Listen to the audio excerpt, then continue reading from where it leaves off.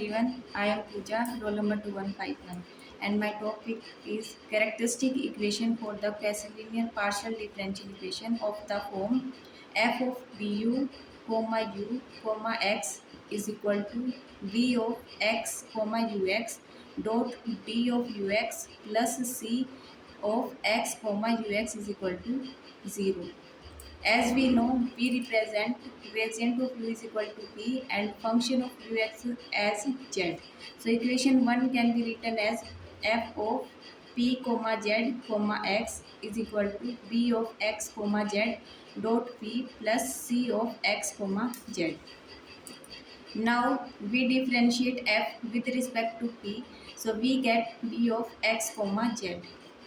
Thus now we have to get the characteristic equation. So characteristic equation x dot s become derivative of f with respect to p, which is equal to p of x s dot z of s. And second characteristic equation z dot s is equal to derivative of f with respect to p dot p bar. As we know, derivative of f with respect to p is b of xs dot zs, and p bar s is as it is.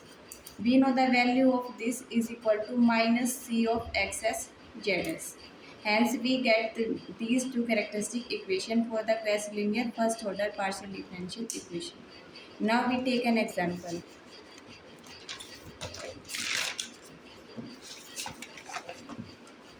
Consider a boundary value problem for a semi-linear partial differential equation u of x1 plus u of x2 is equal to u square in u, and u is equal to z on the boundary of u, which is equation number 3, where u is half space and here x2 is greater than 0, and this boundary, for this boundary x2 is equal to 0.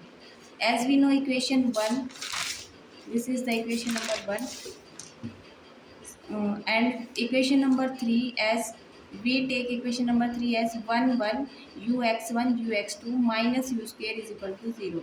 Now we compare equation number 1 and 3 and we get b is equal to 1 and c is equal to minus u square. Now we solve our characteristic equation this. So here x dot s is equal to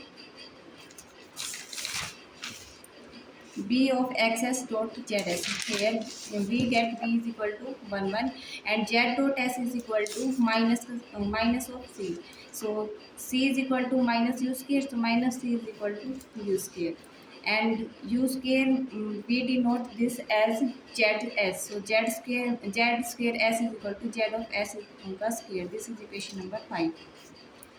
Now by equation number 4, we can write x dot s as x1 dot s x2 dot s is equal to 1. So we get x1 dot s is equal to 1 and x2 dot s is equal to 1. Now we integrate both equation and from both sides with respect to s. So we get x1s is equal to s plus a and x2s is equal to x plus b, where a and b are the arbitrary constant. Now we find the value of a and b. To find the value of a, we put here s is equal to 0. So if s is equal to 0, then x10 is equal to a, and we take x10 as x naught, then a is equal to x naught. Put in equation number this. So we get x1s is equal to s plus x naught, which is equation number 6.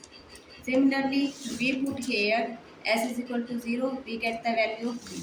So we get x20 is equal to b. So put in equation x to s, so we get x to s is equal to s.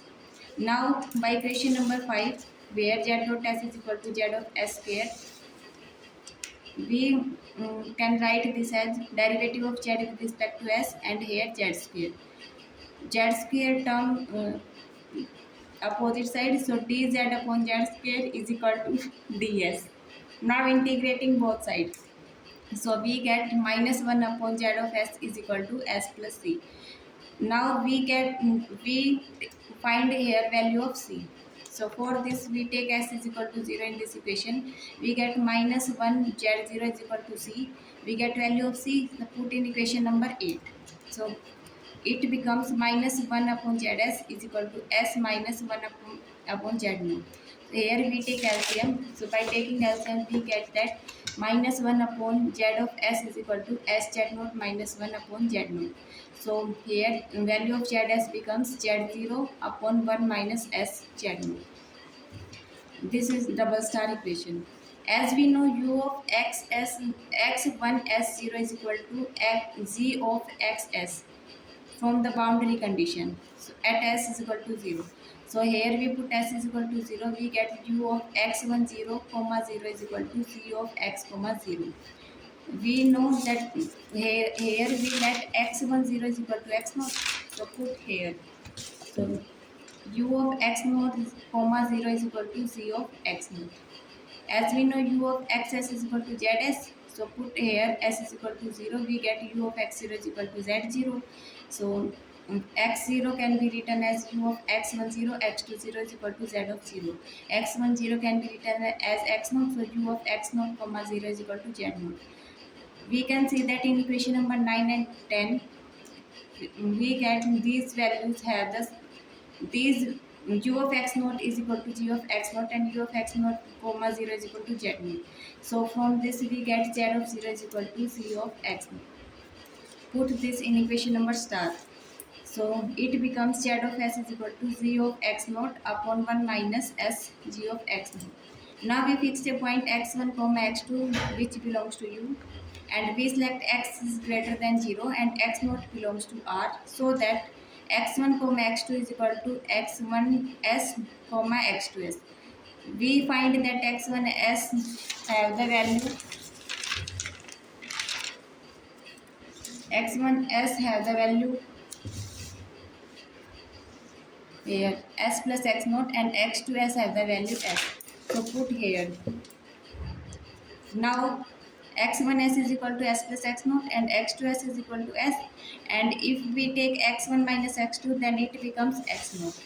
Now u of x1 comma x2 is equal to u of x1s comma x2s, and this is z of s, and here we see that z of s have the value g of x naught upon 1 minus s of s g x naught. Now put the value of now put the value of x naught,